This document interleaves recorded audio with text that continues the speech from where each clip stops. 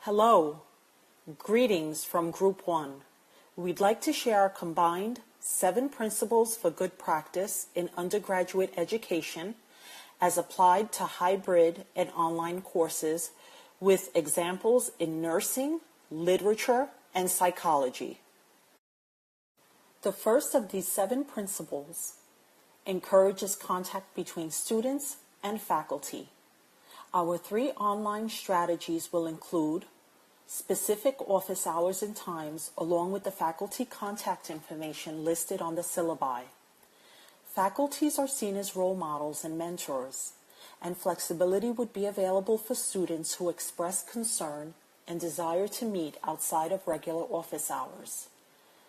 Post our faculty introduction and ask each student to post an introduction with a picture. The instructor initiates the building of trust and supportive communication skills by sharing attitudes and values.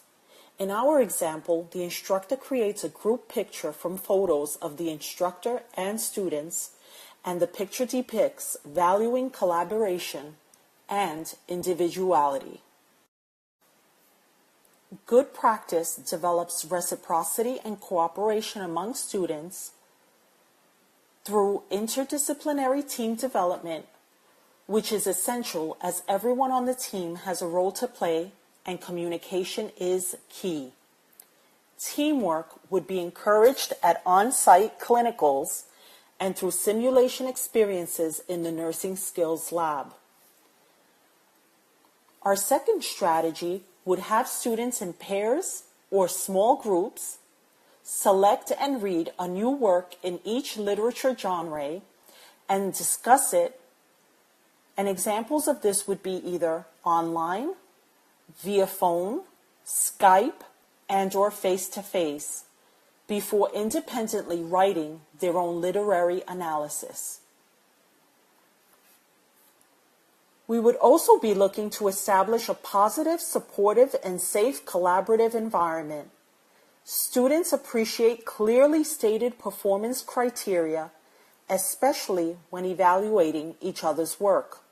A safe environment helps students understand the benefits of appropriate praise for team members' accomplishments.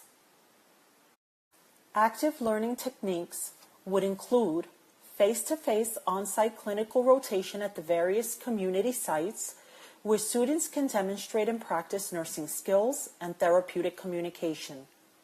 Students will also be engaged through the use of discussion board threads, community projects, participation in local health fairs, and global health initiatives.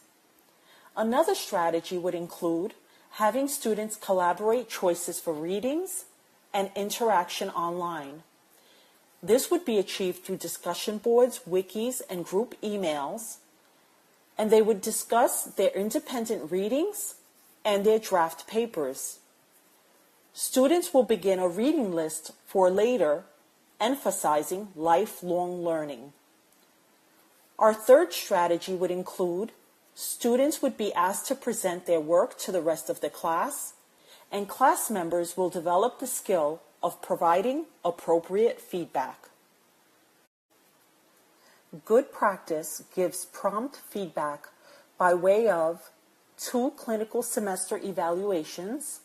In nursing, we use a midterm and a final evaluation, providing a 48-hour responsive via Blackboard, feedback on weekly concept maps, care plans, providing pre- and post-conferences at clinical sites, and debriefing after every simulation scenario.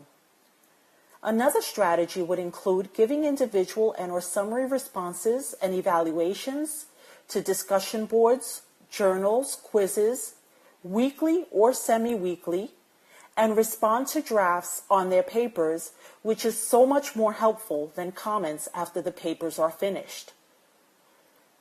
Lastly, communication skills are an integral part of the course. it is important for the instructor to actively monitor evaluative feedback which students provide to each other. Time on task is encouraged by asking students to provide a succinct and well-thought-out response concerning discussion board entries and text readings.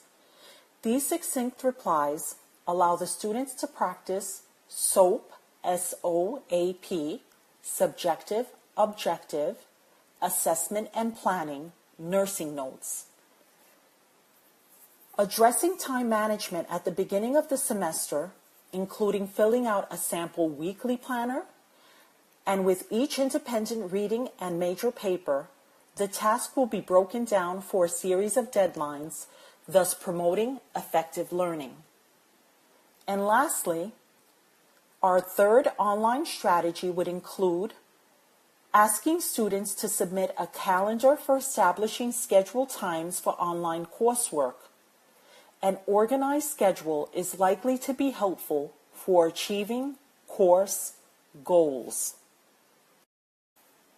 High expectations will be communicated by means of the Nursing Division Peer Mentoring Program, student research teams, and Skills Lab for resources where students are able to practice skills and maintain the high standards and rigor of the nursing curriculum. Our second online strategy would require original work to apply the reading, analysis, and writing skills practice on shared readings.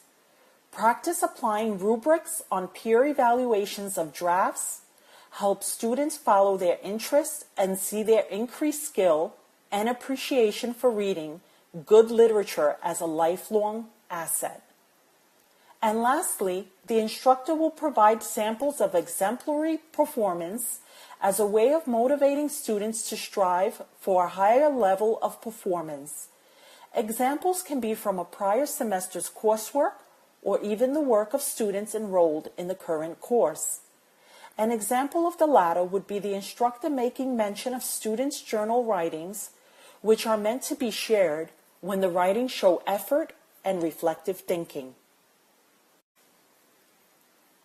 Good practice respects diverse talents and ways of learning by integrating respect, cultural sensitivity, and competencies throughout the different nursing clinical experiences, simulation scenarios, unfolding case studies, journal reflections, and throughout the discussion board threads.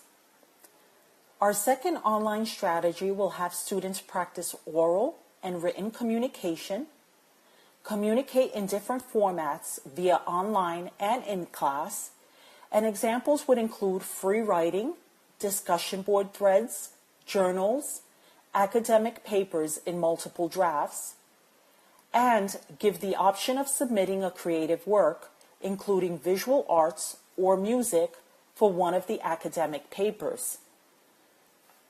Lastly, allowing for flexibility within projects. The students select project topics based on their interests. They are encouraged to be creative using different presentation modalities in online and face-to-face presentations. Some examples of what students might use would be self-recorded video lectures or Skype sessions. In face-to-face class time, they may develop and lead classroom discussions. This concludes our presentation.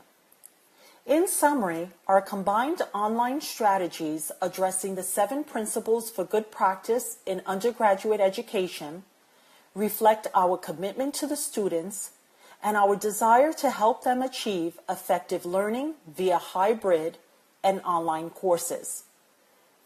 We'd like to express our gratitude to our summer online course Bloomfield College colleagues. And we'd especially like to thank Yifeng for his patience while guiding us through this online course. Thank you.